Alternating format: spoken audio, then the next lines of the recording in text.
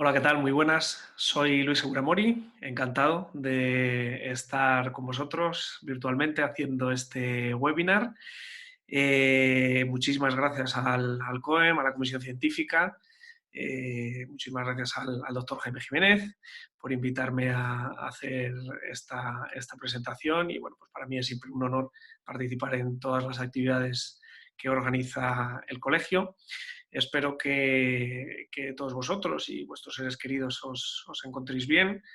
Deseo que la reincorporación en la que ya estamos inmersos bueno, pues sea lo más dulce posible para todos, a pesar de las dificultades que estamos teniendo y que vamos a tener. Pero bueno, yo creo que somos un colectivo bastante preparado, creo que somos un colectivo muy entrenado en la prevención de las infecciones y espero y deseo que nos vaya a todos bien. Bueno, pues en este webinar de hoy voy a hablar de un tema que me gusta especialmente, que es bueno, pues el abordaje microquirúrgico, la microcirugía de tejidos blandos dentro de tratamientos multidisciplinares. En este sentido, yo creo que la estética blanca hoy en día es relativamente predecible, controlando una serie de factores, siempre y cuando tengamos un adecuado alineamiento y nivelado de los dientes, una adecuada distribución de espacios, con un buen diagnóstico, una buena planificación y una buena ejecución del tratamiento, trabajando con un buen técnico de laboratorio, pues podemos conseguir unos resultados muy satisfactorios. Sin embargo, a mi modo de entender, mucho más difícil de controlar es la parte rosa de nuestros tratamientos, porque ya no solo vamos a depender de factores técnicos, sino que vamos a depender de algo mucho más difícil de controlar, que son pues el componente biológico de nuestros tratamientos. Y bueno, pues esto hace que esa transición crítica entre rosa y blanco pues pueda perder la naturalidad y esto tenga un impacto no solo biológico, sino también estético. Y esto es especialmente significativo en casos de implantes, en los que, bueno, pues, al perder un diente, pues vamos a perder cierta cantidad de tejidos, tanto duros como blandos, y esto ya digo que va a tener una serie de consecuencias biológicas y también estéticas. Y bueno, pues en relación al componente rosa de nuestros tratamientos, pues yo creo que hay una serie de factores que debemos controlar. Por supuesto, siempre debe de existir una adecuada salud gingival o periodontal. Todos los pacientes deberían estar adecuadamente controlados y mantenidos, no solo por un motivo puramente de salud, que con eso ya sería suficiente, sino también, si pensamos en la estética, bueno, pues la salud es un prerequisito, no puede haber estética sin una adecuada salud de los tejidos. Unos tejidos inflamados, pues por supuesto suponen un cambio de coloración, de apariencia, de textura, de contorno, que lógicamente pues va a tener un impacto negativo en nuestros tratamientos. Este tipo de pacientes, pues yo creo que no se le escapan a nadie, son pacientes periodontales que evidentemente necesitan tratamiento o mantenimiento periodontal, pero en muchas ocasiones nos encontramos con situaciones de este tipo en los que no son, bueno, pues casos en los que la patología periodontal sea muy evidente y puede hacer que este tipo de casos pues pasen desapercibidos y bueno, no pongamos los medios adecuados para controlar y mantener desde un punto de vista periodontal a este tipo de pacientes. De ahí la importancia que tiene en todos y cada uno de los pacientes las primeras visitas, las citas de revisión, hacer un pequeño despistaje periodontal para detectar la presencia de bolsas, aparte la pérdida de inserción visible que podamos ver, detectarlo con la sonda y los distintos signos que todos conocemos. Por supuesto, el color y la textura tienen un impacto importante. Sabemos que en caucásicos pues, la encía debe tener un color rosa coral, debe haber un adecuado festoneado, no debe haber inflamación. La textura tiene que ser en piel de naranja, ese punteado en piel de naranja correspondiente con la inserción de las fibras, es bueno, pues un factor que tenemos que tener en cuenta. El grosor del tejido, yo personalmente no creo demasiado en la existencia de biotipos puramente finos o puramente gruesos, pero bueno, lo que sí sabemos es que los tejidos finos o las zonas de la boca donde haya tejidos finos, pues tienen una mayor tendencia a la recesión. En casos de implantes hay una mayor tendencia a la recesión de la mucosa periimplantaria, aparte esta suele ser de mayor magnitud, por lo tanto son factores que debemos controlar en nuestros pacientes. Las papilas tan críticas, especialmente en casos de implantes, decimos la papila con la distancia vertical, que desde el cénit hasta el punto de contacto, idealmente desde un punto de vista estético, bueno, pues este espacio debería estar relleno por tejido blando. Y bueno, pues en dientes, en casos en los que tenemos pérdida de inserción, como en este caso, después de fase básica periodontal, esta aparición de triángulos negros, bueno, pues si son casos en los que tenemos pensado hacer restauraciones, como aquí, que colocamos carillas, pues jugando con los puntos de contacto, haciéndolos más altos y luego jugando con las líneas ángulo, maquillando en interproximal, bueno, pues podemos enmascarar esos defectos, mejorando la apariencia estética y facilitando también el acceso a la higiene. Casos de implantes ya es mucho más complicado, porque normalmente, como decíamos antes, la colocación de un implante implica, previamente, salvo casos de agenesia, implica que hemos quitado un diente y esto implica una cierta pérdida de volumen de tejidos. Por lo tanto, siempre que perdemos inserción a nivel óseo, pues perdemos ese andamio para el tejido blando y se va a producir un acortamiento de las papilas. Hay muchos factores que van a determinar la presencia o no de papilas entre implantes o alrededor de los implantes, pero el factor que parece más crítico, al menos según esta revisión sistemática de hace un par de años, es el nivel de inserción de los dientes adyacentes. Otro factor importante a tener en cuenta es la presencia de tejido queratinizado, no solo que este tejido queratinizado exista, sino que esté insertado. En dientes es verdad que hay cierta controversia en la literatura. Bueno, la literatura lo que nos dice es que puede haber una adecuada salud gingival y periodontal en ausencia de tejido queratinizado. Sin embargo, clínicamente yo creo que es importante tener un mínimo de tejido queratinizado. Yo creo que es más fácil tener una adecuada salud gingival y periodontal en presencia de tejido queratinizado, y yo creo que esto es todavía más importante, más relevante alrededor de los implantes, debido a que las condiciones del entorno perimplantario son mucho más desfavorables que las del entorno periodontal. Parece que un mínimo de tejido queratinizado, tanto en su dimensión vertical como horizontal alrededor de los implantes, pues va a ser un factor crítico para, o va a ser uno de los factores críticos para el mantenimiento de los implantes a medio y a largo plazo. En ese sentido, pues la ausencia de tejido queratinizado, tanto en altura como en anchura, se asocia con mayor pérdida ósea marginal, con una mayor recesión de la mucosa perimplantaria también. En ese sentido, pues en casos como este, en el que tenemos bueno, pues dos restauraciones sobre implantes en 36-37, bueno, pues típico defecto de mandíbula posterior, un defecto combinado, componente principalmente vertical, en la que no solo hay una reducción de la disponibilidad ósea, sino también una reducción de tejido queratinizado. Estas restauraciones antiguas, cuando las levantamos, bueno, pues nos encontramos que no hay un tejido queratinizado que dé estabilidad a esos implantes. Esto es un factor de riesgo para la aparición y la progresión de enfermedades periimplantarias. Bueno, pues podemos, haciendo injertos libres de encía, en este caso con microtornillos, que puede parecer una técnica un poco tosca. Sin embargo, bueno, pues esta técnica permite una adecuada adaptación y una adecuada fijación del injerto sobre el lecho vascular para bueno, conseguir una buena revascularización. Pues después de la curación lo que conseguimos es una banda de tejido queratinizado que va a dar bueno, pues más estabilidad a la situación y probablemente mejorando el pronóstico de estos implantes. Otro factor importante a tener en cuenta también es el nivel de los márgenes gingivales. Cuanto más apical esté un margen gingival, bueno, pues más desfavorable va a ser el caso generalmente. En este sentido, este es un caso en el que teníamos un puente de 12 a 22.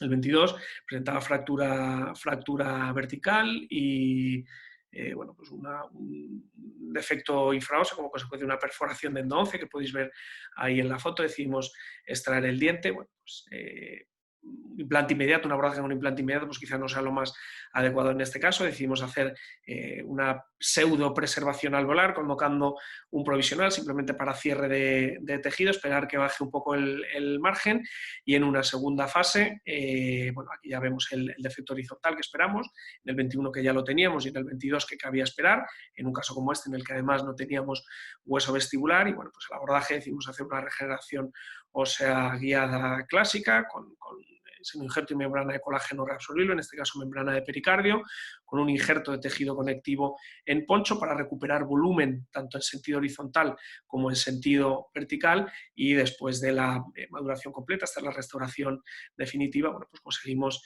nivelar los márgenes gingivales, pasamos de esta situación a esta otra, simplemente con aumento de tejidos duros y blandos y manejo de provisionales y ya la restauración definitiva.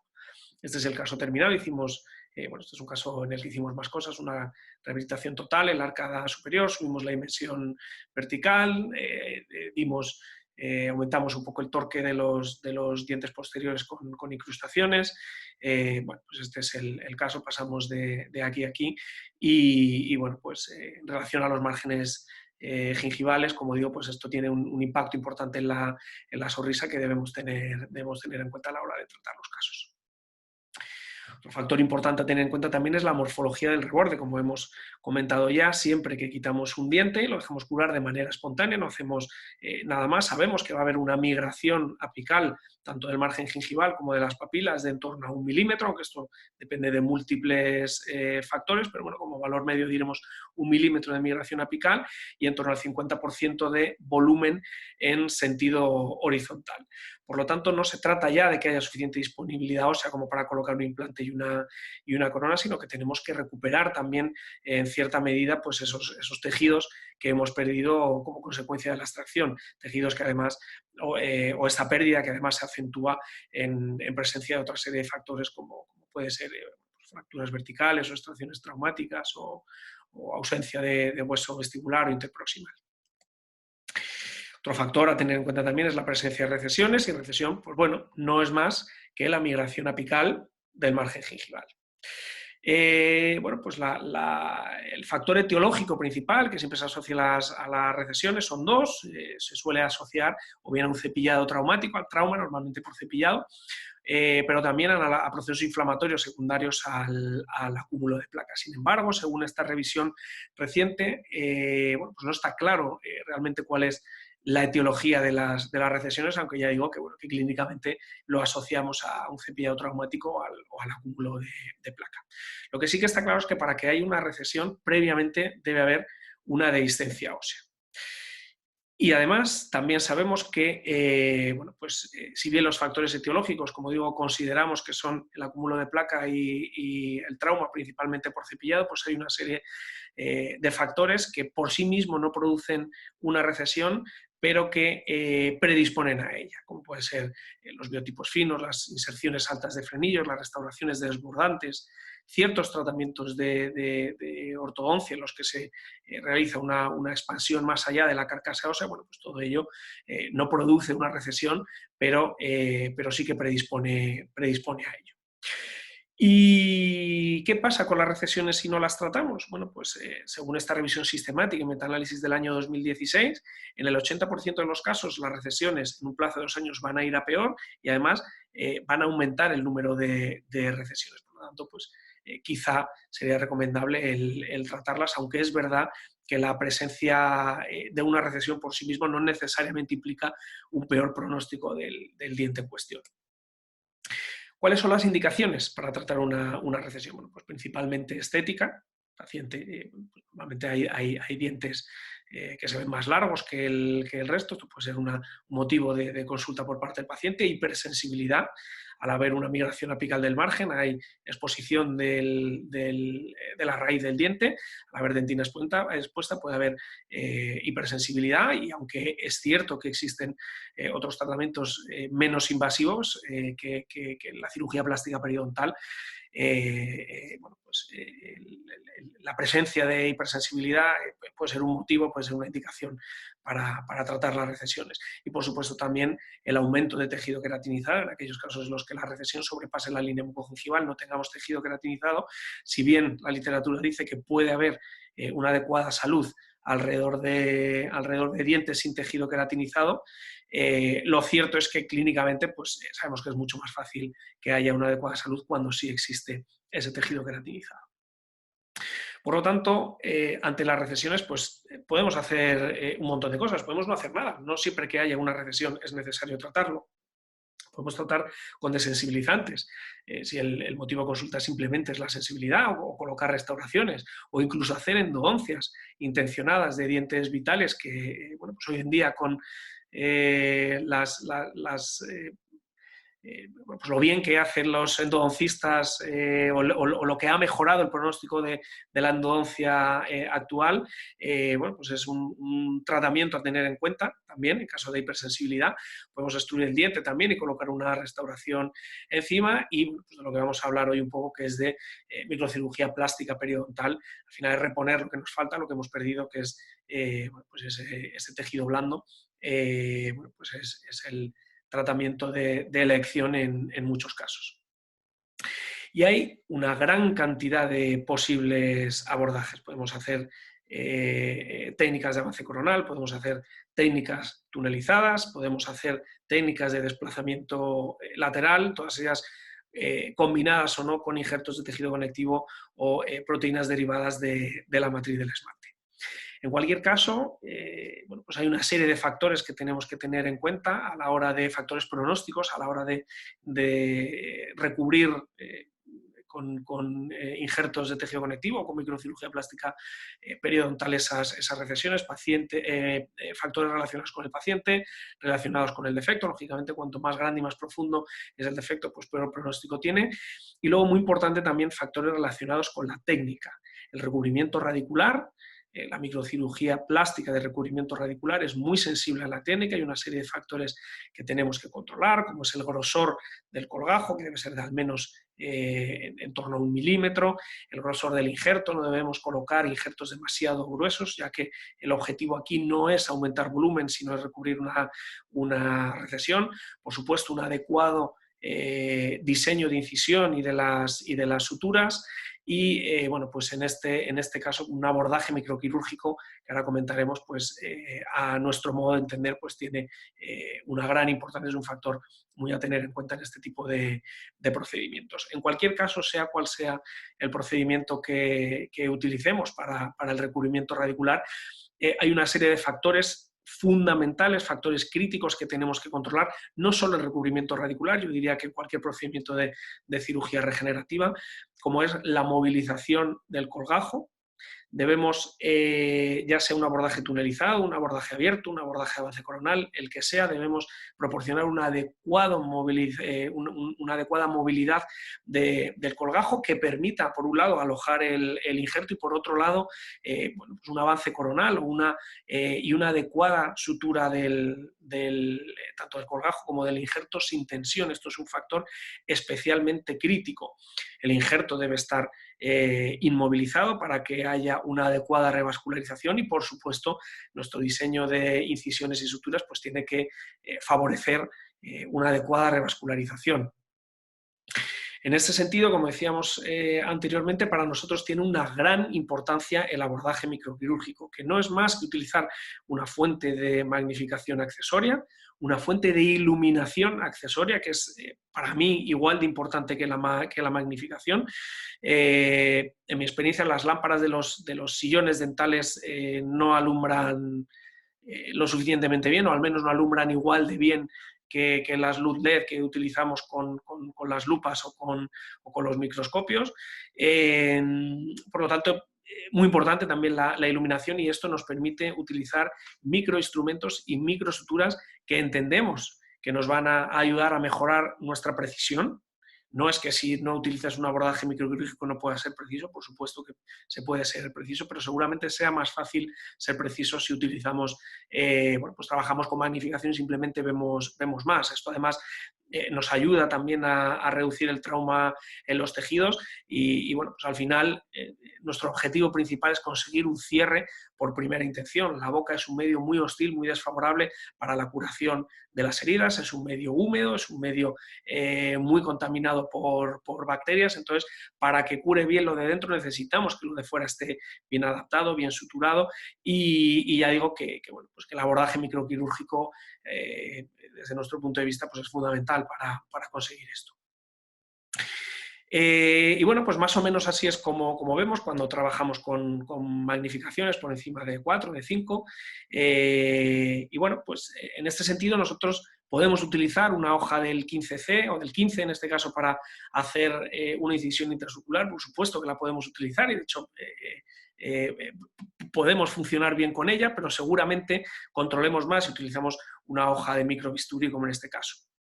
Lo mismo para elevar una papila, podemos elevarlo con un periostotomo normal, pero seguramente tengamos más control con un instrumento de este tipo, un elevador de papila, bueno, pues más pequeño. Lo mismo con las suturas. Al final, las microsuturas de 6-7 ceros, bueno, pues no solo traumatizan menos, sino que además estas suturas son más frágiles, con lo cual se rompen si le das demasiada tensión. Es un aviso que te está dando también la propia sutura. Si la sutura se te está rompiendo cuando estás cosiendo, bueno, pues probablemente es que estés dando demasiada tensión.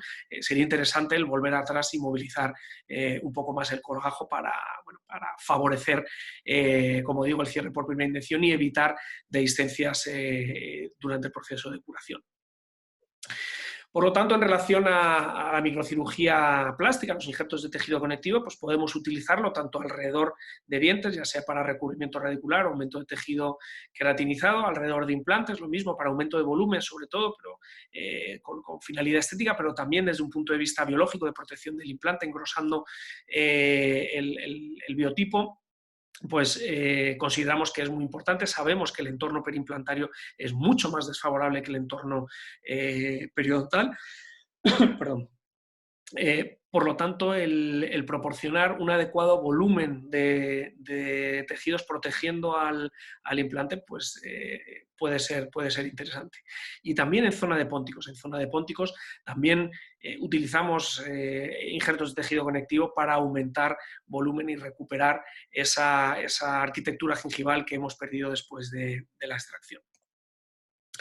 ¿Y de dónde saco el injerto de tejido conectivo? Bueno, pues esto dependerá de para qué quiero el injerto de tejido conectivo. Generalmente tenemos dos zonas donantes, tenemos paladar lateral y tenemos tuberosidad, pero antes de ir a una zona u otra es importante conocer que existen diferencias histológicas significativas dependiendo de la zona donde vayamos a tomar el injerto y dependiendo de para qué lo queramos, bueno, pues será quizá más conveniente ir a una zona u otra.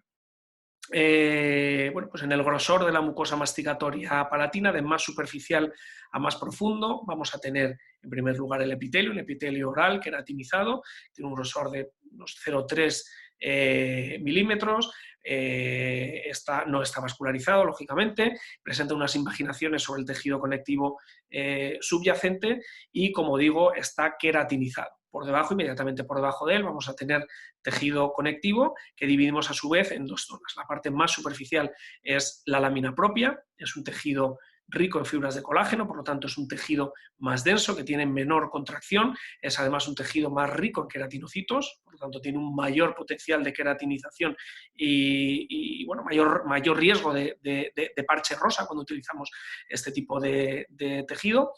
Y bueno, pues al ser un tejido más denso está menos vascularizado, por lo tanto revasculariza peor que el tejido más profundo, en este caso la submucosa, es la parte más profunda de tejido conectivo, en contacto con el hueso, un tejido mucho más laxo, menos rico en fibras de colágeno, es un tejido que está mucho más vascularizado, pero que bueno, pues es menos ideal para el aumento de volumen, es decir, de paladar lateral, cuanto más superficial es el tejido, más denso es mejor para aumento de volumen, aunque tenemos que tener en cuenta que revasculariza peor.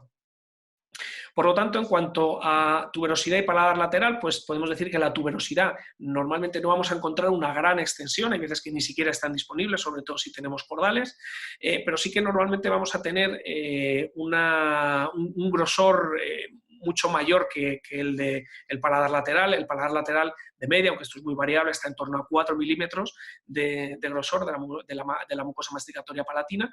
En tuberosidad, pues generalmente encontramos mayores grosores. Normalmente el tejido de la tuberosidad es un tejido muy denso. Cuanto más posterior vamos en el paladar, más denso va a ser el tejido. Lógicamente revasculariza peor, por lo tanto, ojo con dejar tejido de la tuberosidad expuesto. Evidentemente tenemos que desepitelizar, y para aumento de volumen, pues la tuberosidad seguramente sea la zona donante ideal. En cuanto al paladar lateral, bueno, pues generalmente podemos conseguir tejidos de mayor extensión, aunque menos gruesos. Cuanto más superficial es el tejido, más denso es. Cuanto más lámina propia es, más denso es. Evidentemente necesitamos desepitelizarlo, al igual que en la tuberosidad, y bueno, pues podemos utilizar este tejido tanto para recubrimiento radicular, como para aumento de volumen, como para aumento de tejido queratinizado. Y bueno, pues hay un montón de técnicas distintas para obtener tejido conectivo. En este caso es la técnica de incisión única, descrita por Hurzeler en el año 99, en el cual hacemos una primera incisión perpendicular al paladar, a espesor total. Luego, cambiando la angulación de la hoja 90 grados, paralela al paladar y a espesor parcial, vamos a hacer un bolsillo, en el cual, tras hacer 4 incisiones dentro de ese bolsillo, sacamos el tejido conectivo subepitelial. Normalmente es casi todo submucosa, es un tejido menos denso, más rico o más vascularizado, y también con mayor contenido graso, y seguramente, bueno, pues más recomendable para recubrimiento radicular, aunque también lo podemos utilizar para aumento de volumen y, por supuesto, también para aumento de tejido queratinizado. Podemos también sacar un injerto libre de encía. La gran ventaja de esta técnica, aparte de ser mucho más rápida, la extracción del injerto es mucho más rápida, mucho más sencilla, técnicamente mucho menos compleja, es que como vamos a espesor parcial, pues el riesgo anatómico se reduce mucho, de la arteria palatina se reduce mucho, y pues podemos sacar injertos de una gran longitud, que para recubrimiento radicular de varios dientes, pues puede ser interesante utilizar esta técnica. El inconveniente que tiene, pues, es que hay que desepitelizar fuera de la boca, y esto, pues, es normalmente laborioso, y además, perdón, pues hay que hacerlo con cierto cuidado para asegurarnos de que no queda tejido epitelial adherido al tejido conectivo. Y bueno, pues una técnica interesante, que bueno, yo pensé que me la había inventado yo, pero no es así, es desepitelizar dentro de la boca. Yo para esto utilizo una fresa de lenteja, de diamante, de grano grueso, en este caso de oro azul, y lo que hacemos es, pues, simplemente hacer una mucotomía, desepitelizar la parte del paladar donde vamos a obtener el injerto, lo cual nos elimina, por un lado, la necesidad de desepitelizar con hoja de bisturí, que, como digo, es bastante laborioso y bueno, ciertamente complicado a veces, y bueno, pues además es mucho más rápido, mucho más fiable y mucho más seguro, porque en este sentido, bueno, pues nos aseguramos un sangrado y nos aseguramos haber retirado todo el epitelio, que a veces que retirándolo con la hoja de bisturí, pues nos pueden quedar dudas. En cualquier caso, siempre que sacamos un injerto de tejido conectivo, lo vamos a colocar en una zona receptora. Esta zona receptora la hemos preparado previamente, ya sea un colgajo espesor total en el que luego cortamos periósteo, un túnel, sea cual sea, la zona receptora la tenemos que tener preparada antes de la extracción del injerto. Bueno, pues una vez colocamos el injerto en la zona receptora y lo suturamos, tenemos que saber que, bueno, pues al final estamos sacando tejido de una zona y lo estamos poniendo en otra. Ese tejido tiene que sobrevivir de alguna manera. ¿Cómo sobrevive ese tejido? Bueno, pues sabemos que desde el momento de la cirugía hasta el tercer día, ese tejido se va a nutrir por circulación plasmática, por difusión pasiva, se nutre por la extravasación de los nutrientes del tejido que hay en contacto con el injerto. De ahí la importancia de una adecuada adaptación y de una adecuada inmovilización del injerto sobre la zona receptora. Del día 4 al día 11 se va a producir una revascularización, una neoangiogénesis, se forman nuevos vasos sanguíneos que van a nutrir ya directamente al injerto, y a partir del día 12 hasta el 42 madura ya ese tejido, va desapareciendo el color rojo, va apareciendo ya el color y la textura normal, rosada, de la encía.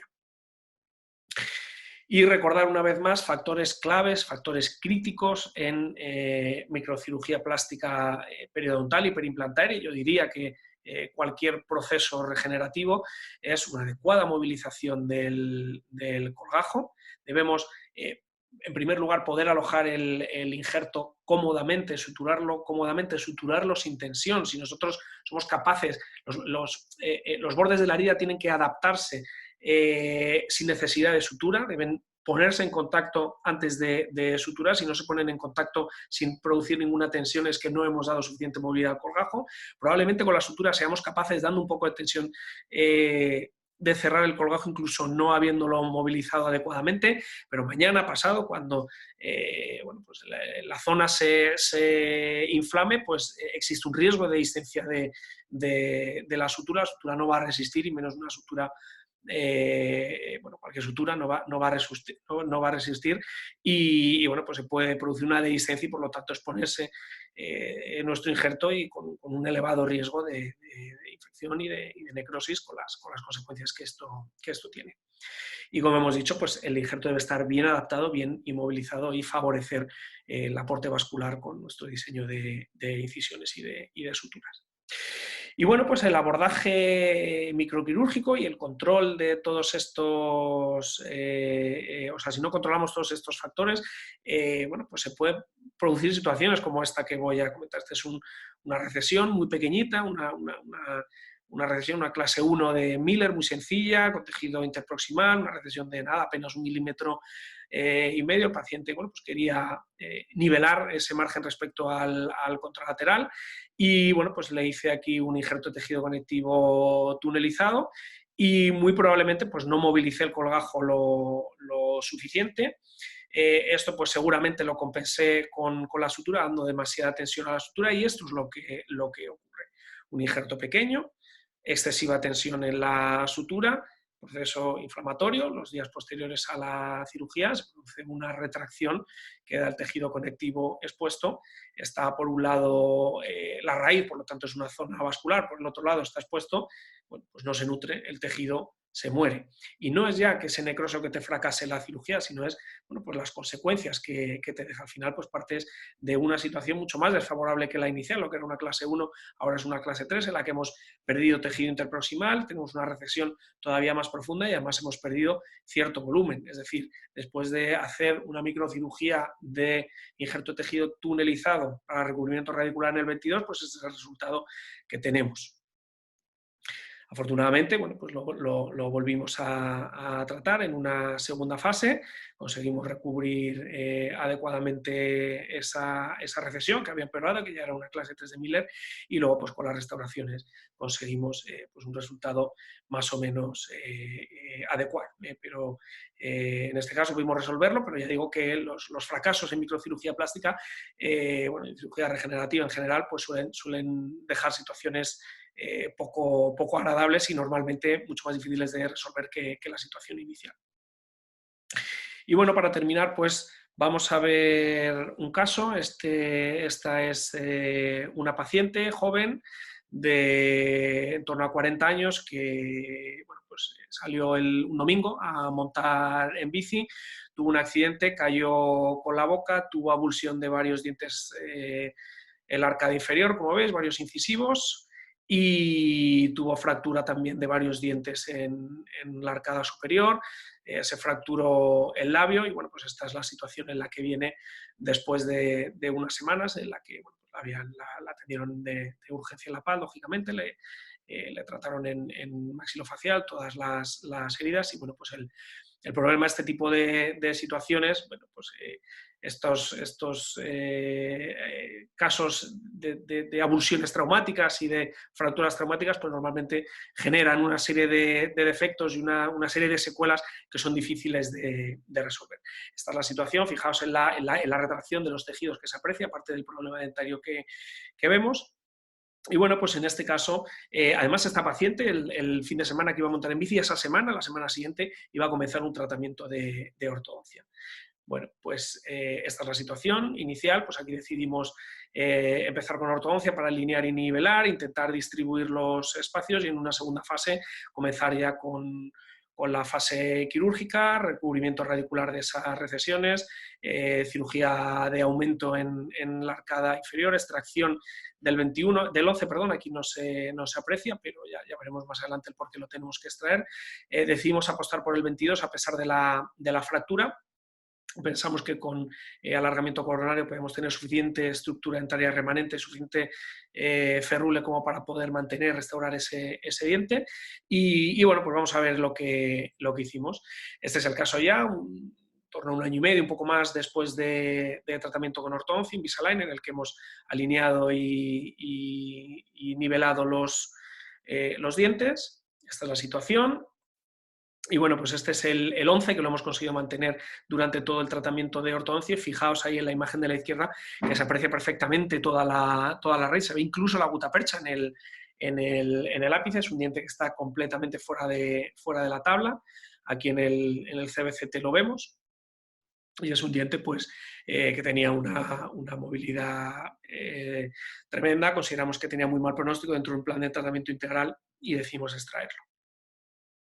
Y bueno, pues extracción nada, muy sencilla, simplemente incisión intrasulcular. Y nada, salió muy fácil el diente y fijaos el gran defecto que ya hemos visto en el CBCT. Bueno, pues en este caso hicimos una preservación alveolar con reconstrucción de pared, colocamos primero hicimos un abordaje tunelizado, espesor total, en el que colocamos una membrana de colágeno reabsorbible para intentar minimizar el colapso que sabíamos que se iba a producir. Colocamos un seno-injerto colagenado. Cuidadosamente, esto siempre es un momento crítico, pero normalmente la membrana, una vez se humedece, se moja de sangre, bueno, pues se vuelve muy blanda, muy viscosa y bueno, pues no es difícil que la membrana se mueva una vez se aloja el injerto. Y simplemente colocamos un tapón de una matriz de colágeno para sellar el alveolo. Sobrecorregimos, lógicamente, un poco en previsión del colapso que se iba a producir. Y en el 22, como veis, pues hicimos también una microcirugía de alargamiento coronario, especialmente en palatino, para conseguir un poco de ferrule, al menos pues 1,5 milímetros, 2 milímetros de ferrule. Colocamos un provisional con este póntico ovoide aplanado para intentar mantener ese festoneado, esa arquitectura gingival que presentaba la paciente. Esto es después de la curación. Hemos conseguido bueno, pues mantener el margen gingival, incluso una posición un poco más coronal que el contralateral.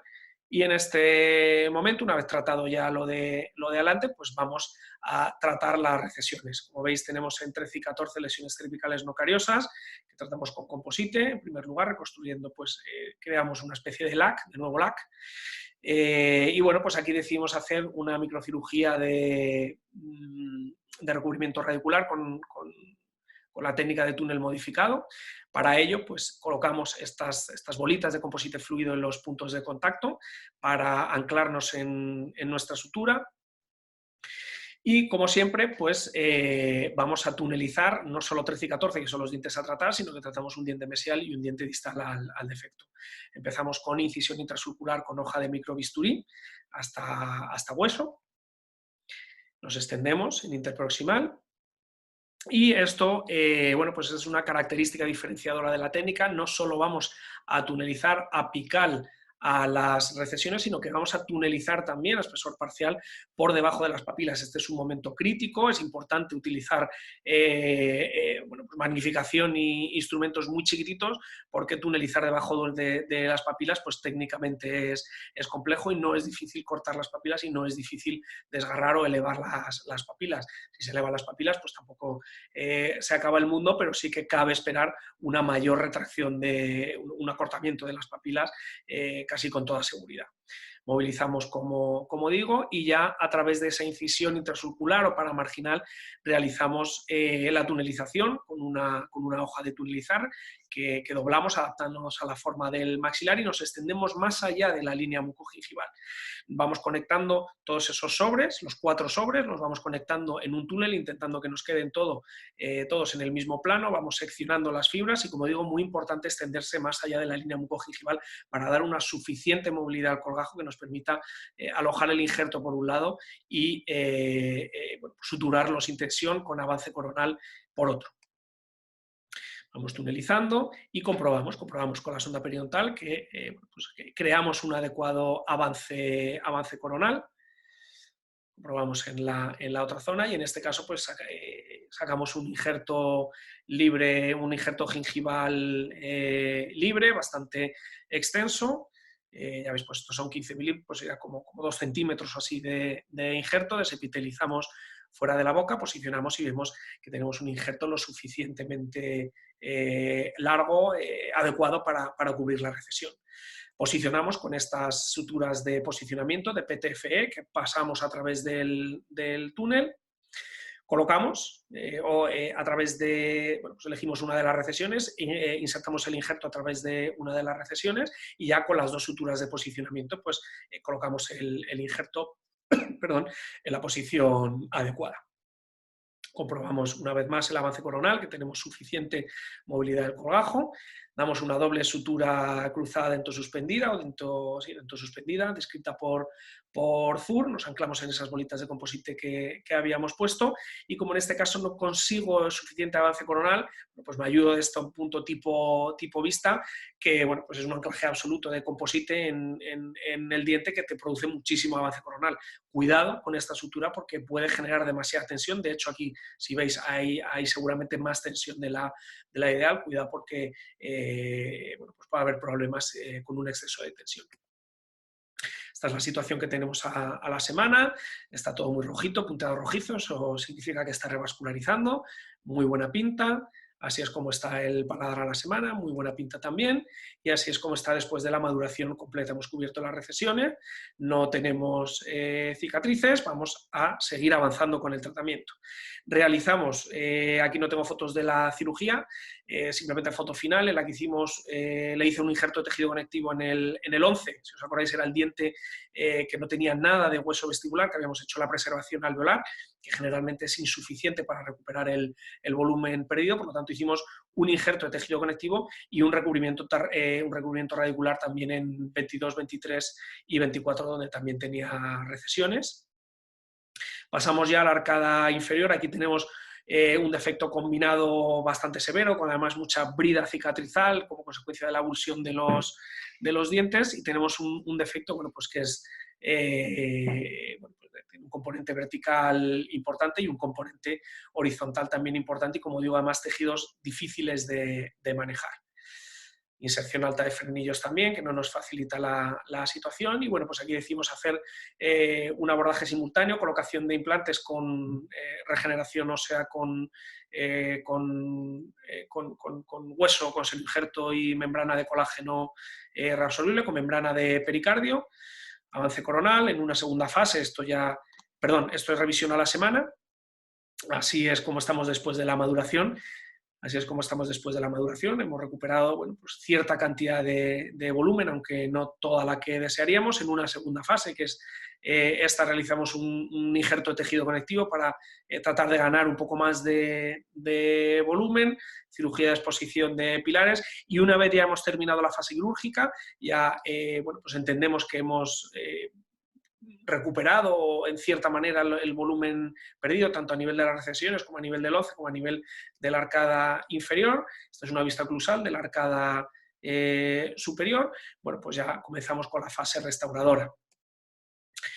Preparamos, hacemos las preparaciones de la arcada superior y este es el caso terminado. Hicimos una corona de circonio a volumen total con catback y cerámica estratificada, cerámica feldespática estratificada, un puente de 11 un puente de 12 a 21 y una corona en el 22, todo ello de circonio a volumen total con catback y cerámica estratificada, y abajo pues habíamos colocado implantes en 31 y en 41 y 32, y un puente de 3 piezas, igual, de circonio a volumen total, sobre interfaces con catback y cerámica feldespática estratificada.